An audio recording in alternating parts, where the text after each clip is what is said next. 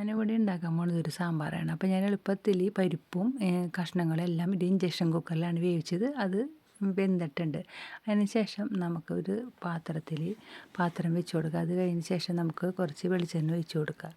വെളിച്ചെണ്ണ ഒഴിച്ച് കൊടുത്തതിന് ശേഷം നമുക്ക് കുറച്ച് കടുക് ഇട്ട് കൊടുക്കുക. കടുക് ഇട്ട് കൊടുത്തിട്ട് ഞാൻ ഇത്തിരി ഉഴുന്ന് ഇടുന്നുണ്ട്. ഉഴുന്ന് ഇത്തിരി കോളം ഞാൻ ഇട്ട് കൊടുക്കുന്നുണ്ട്. അതിന് ശേഷം ഞാൻ 2 ഉണക്കമുളകും കുറച്ച് വേപ്പിലയും ഇട്ട് കൊടുക്കുന്നുണ്ട്. അത് മുരിഞ്ഞ് വാടി വരുമ്പോൾ നമുക്ക് സാമ്പാർ പൊടി 3-4 ടീസ്പൂൺ ഇട്ട് ഇളക്കിയതിന് ശേഷം നമുക്ക് വേവിച്ച് വെച്ചിരിക്കുന്ന സാമ്പാറിൻ്റെ കഷ്ണങ്ങളും സാമ്പാറും ഇതിനകത്തേക്ക് ഒഴിച്ച് കൊടുത്ത് നന്നായിട്ട് ഇളക്കി തിളച്ച് വരുമ്പോൾ അത് മാറ്റി വെക്കാം. വേറൊരു ചട്ടി വെച്ചിട്ട് നമുക്ക് ഒരു തേങ്ങ വറുത്തെടുക്കുക. അതായത് തേങ്ങ ഞാൻ റെഡിമെയ്ഡാണ് ഇവിടെ ഞാൻ വാങ്ങിച്ചേക്കണത്.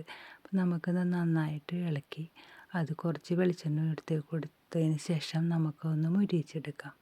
നന്നായിട്ട് മുരിഞ്ഞ് വന്നിട്ടുണ്ട്. ഇനി നമുക്കൊരു മിക്സിയുടെ ജാറിലോട്ട് മാറ്റിയിട്ട് നമുക്കൊന്ന് അടിച്ചെടുക്കാം. ഇപ്പോൾ നന്നായിട്ട് അടിച്ചെടുത്തിട്ടുണ്ട്.